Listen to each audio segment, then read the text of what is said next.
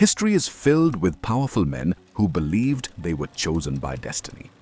Men who reshaped nations with a signature, a speech, or a single ruthless command. But among them exists a darker breed. Leaders whose ambition, paranoia, and hunger for control turned entire civilizations into battlegrounds. These were not simply rulers, they were storms wearing crowns. Meine Arbeit für richtig hältst, ob du glaubst, dass ich fleißig gewesen bin, dass ich gearbeitet habe. Their decisions rewrote borders, toppled empires, erased cultures, and left scars so deep humanity still feels them centuries later. Today, historians agree on one chilling truth. A dangerous leader is not defined by power alone, but by the devastation they leave behind. So in this investigation, we rank 5 of the most dangerous leaders in human history. Not by fame, but by the scale of destruction, the psychological forces driving them, and the global consequences of their rule. What you're about to hear isn't a list of villains. It's a lesson in what happens when leadership becomes a weapon. Stay with me, because the further we go down this list, the darker it gets.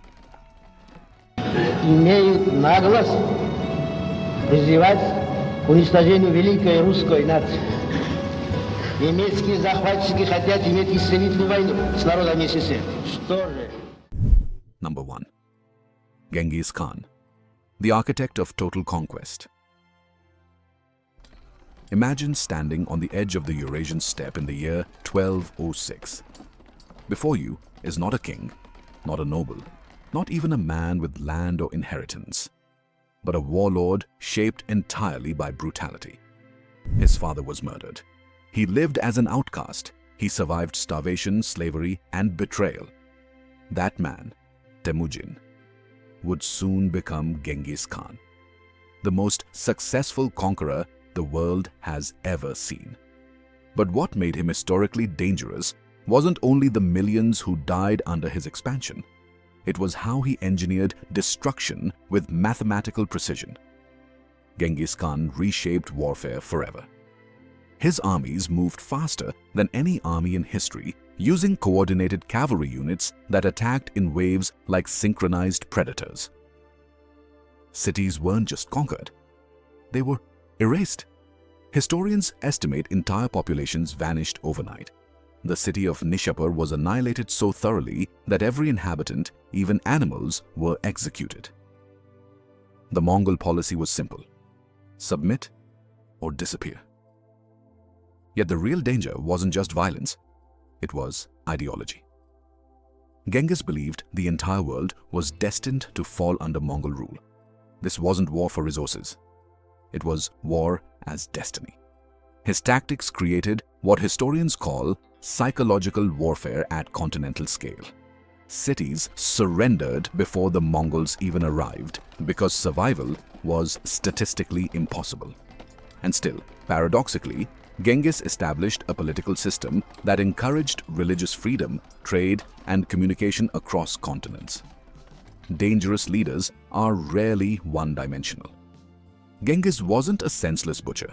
He was a calculated strategist whose brutality had purpose. That mixture of intelligence, fearlessness, and absolute belief in his mission made him one of the most dangerous rulers in recorded history.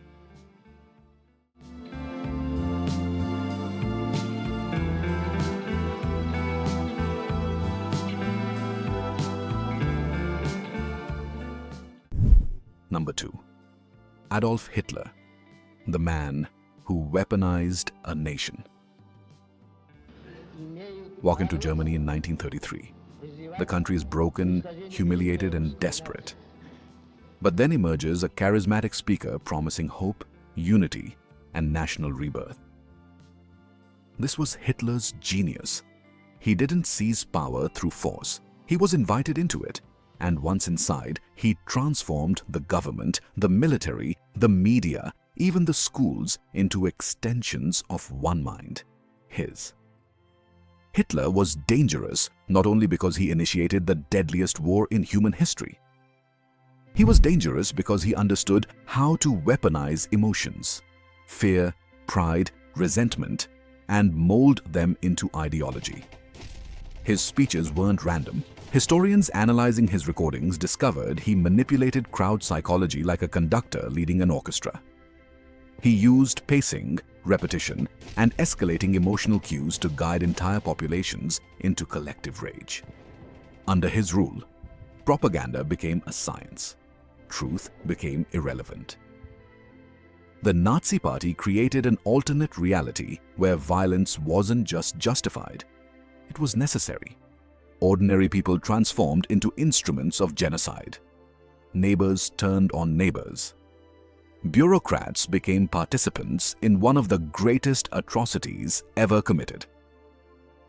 Hitler's danger came from his ability to fuse personal obsession with national identity. His policies weren't simply military strategies. They were an attempt to redraw human civilization according to racial fantasy. When historians call him dangerous, they don't refer only to the dead. They refer to how he proved that a single individual in the right political environment can push an entire civilized nation toward moral collapse.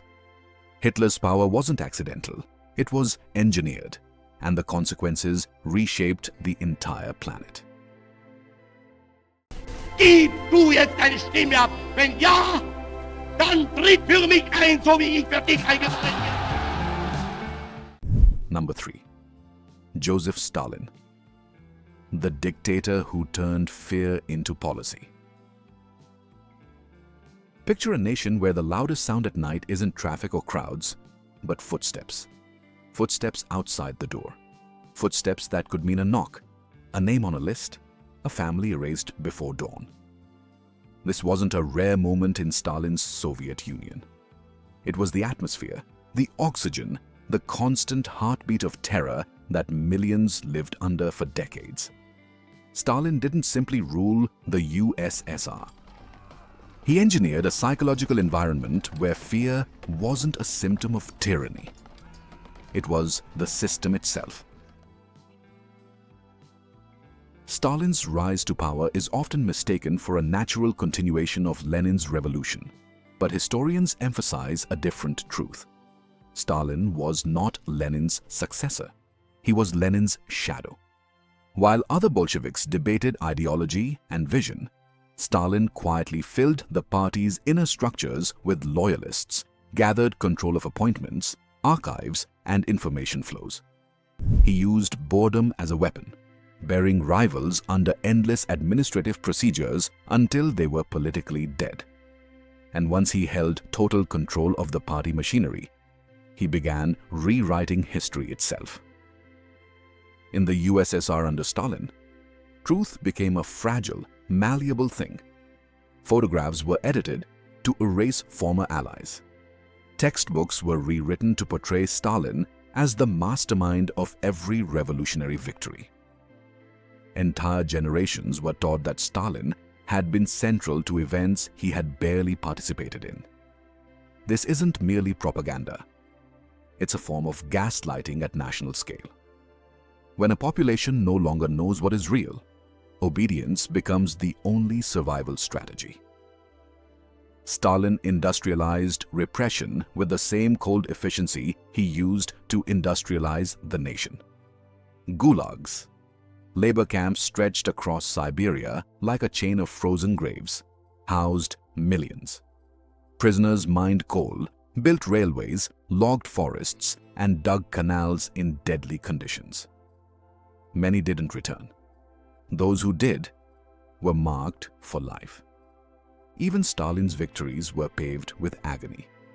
The forced collectivization of agriculture, driven by ideology and paranoia, created one of the deadliest famines in human history. Grain was confiscated from villages that had none to give. Peasants were trapped by internal borders, unable to flee starving regions. The result was a manufactured catastrophe historians call the Holodomor, where millions died while the state exported food abroad to maintain political image. What makes Stalin uniquely dangerous isn't just the scale of suffering, but the method. He didn't need charisma. He didn't need devotion.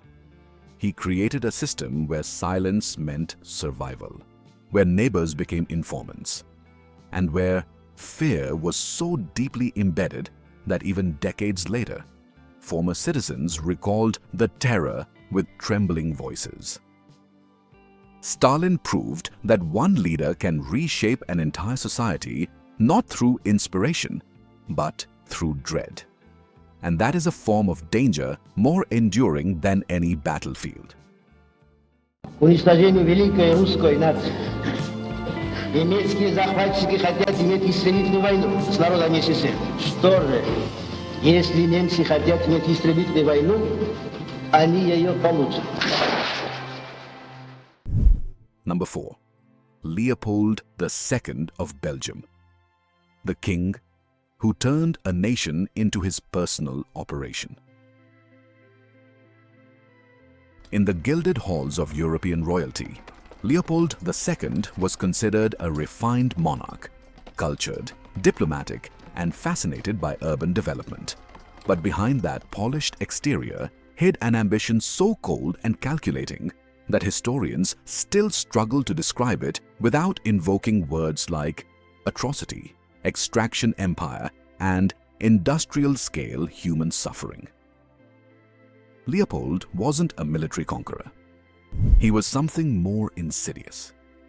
A businessman king who turned colonization into a commercial blueprint for brutality. When Leopold laid claim to the Congo Free State in 1885, he didn't annex it for Belgium. He claimed it as personal property. Imagine a country the size of Western Europe owned like a private company by one man. No parliament, no oversight, no international supervision, just Leopold's signature. And under his rule, the Congo didn't function like a colony. It functioned like an industrial farm where the crop was human labor. Rubber had become the new global gold, powering bicycle tires, industrial machines, and early automobiles. Leopold saw his opportunity. Extract as much rubber as possible by any means necessary. And so began a system historians classify as one of the worst forced labor regimes in modern history.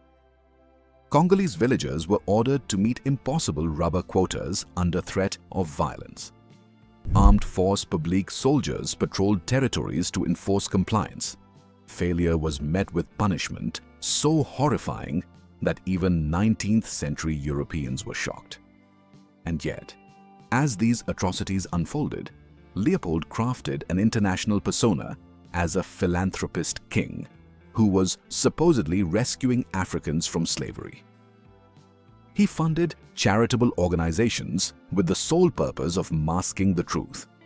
Newspapers were bribed, reports were buried. Diplomats were convinced that the Congo was a beacon of humanitarian reform. In reality, millions died, some estimates reaching as high as 10 million. Historians identify Leopold II as uniquely dangerous because he pioneered a template for colonial exploitation based not on conquest, but on corporate efficiency. His rule demonstrated how bureaucracy, profit incentives, and secrecy can produce levels of cruelty equal to any battlefield slaughter. And the most chilling detail? Leopold rarely set foot in the Congo. His devastation was remote, conducted through telegrams, agents, quotas, and reports. This distance didn't limit the damage. It intensified it. Leopold's Congo showed the world how a leader can commit mass atrocities without ever seeing the suffering firsthand. His legacy remains a warning. The most dangerous leaders aren't always the ones who scream commands. Sometimes, they are the ones who quietly sign documents behind polished desks.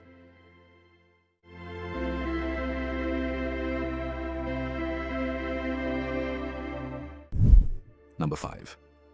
Mao Zedong, the revolutionary who gambled with a nation. To understand Mao's danger, you must picture China in the mid-20th century, a vast, battered country emerging from war, occupation, famine, and internal chaos. Into this fractured landscape stepped Mao Zedong, a revolutionary leader whose charisma, poetic rhetoric, and ideological certainty inspired millions. But inspiration is a double-edged sword. Mao wasn't simply a politician or a military strategist. He was a visionary who believed reality itself could be bent to ideology. And when reality refused to bend, he forced it through catastrophic policies that killed tens of millions. Mao's first major gamble was the Great Leap Forward, a campaign designed to transform China into a socialist industrial powerhouse. Villages were reorganized into massive communes. Traditional farming methods were abolished. Mao insisted that ideology, not science, would determine agricultural success. Local officials, terrified of angering the leadership, reported wildly inflated grain yields. Mao accepted these numbers as truth. And based on those lies, grain was seized from starving regions and exported or stored for state use. Villagers resorted to eating bark, insects, and clay. Families collapsed. Entire regions became silent landscapes of death. Historians classify the Great Leap Forward as the deadliest famine caused by a government in human history. But Mao did not accept responsibility. Instead, he blamed counter-revolutionaries, saboteurs, and unfaithful party members, further deepening mistrust and paranoia.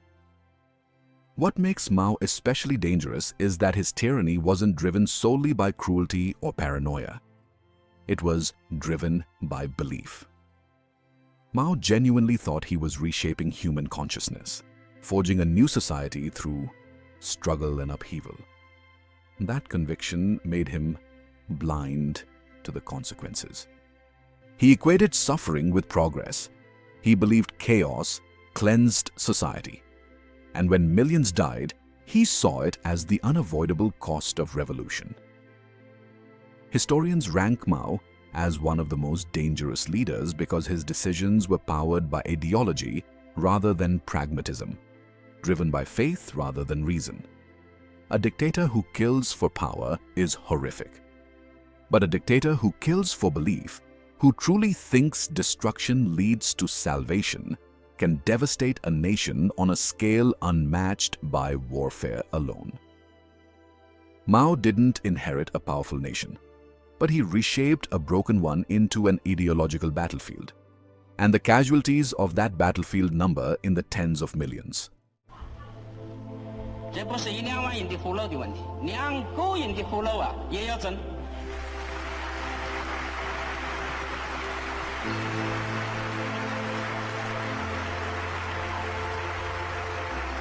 不是我们人口多，几万人丢掉就不要紧。